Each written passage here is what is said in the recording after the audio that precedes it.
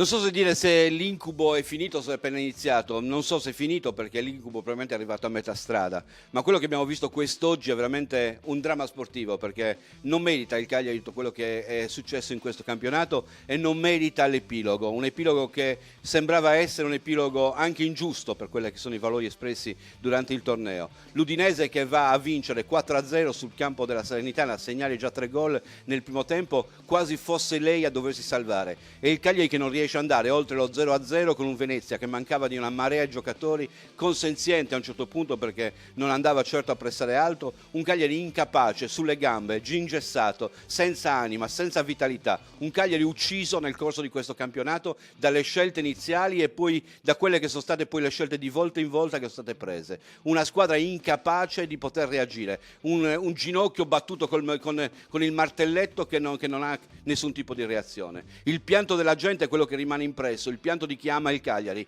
il pianto di un popolo che nel Cagliari ci ha sempre riversato l'anima e il cuore, le speranze, la possibilità di riscattarsi. Qualcuno qui non ha capito niente, che non è una squadra che ha bisogno di lavoro, che non è una squadra che deve essere una squadra di camerieri, questa è una squadra che ha una sua storia, ha una sua dignità, rappresenta un popolo per il suo orgoglio, non è uno slogan, non vende magliette, non vende nessun tipo di cosa, non è un mercatino, questa è una squadra che rappresenta un popolo, non l'hanno ancora capito, non è stato capito in questo campionato e alla fine è indecoroso quello che è successo. Ci sono state altre retrocessioni, ma questa è una retrocessione che si è andata a conquistarti con il nulla, con il niente, col bollito, con tutto quello che non hai fatto in una stagione intera, con le peggiori scelte che potevi fare in una stagione intera. Io mi auguro che tutto questo non venga addebitato a qualcuno, ma si prendano le responsabilità coloro che sono i responsabili. Qua c'è da rigenerare tutto, cominciando da quel soffio di vita che i giocatori oggi non hanno avuto. E dispiace, insisto, nel rappresentare la gente, nel rappresentare il popolo rossoblù, vedere i bambini piangere, le donne piangere, il popolo cagliaritano che è arrivato fino a Venezia per tentare l'ultimo sogno, un sogno che l'Udinese ci ha acceso e che noi non siamo stati capaci di prenderci. Dovevamo semplicemente aprire la porta, prenderci il regalo e tornarcene a casa,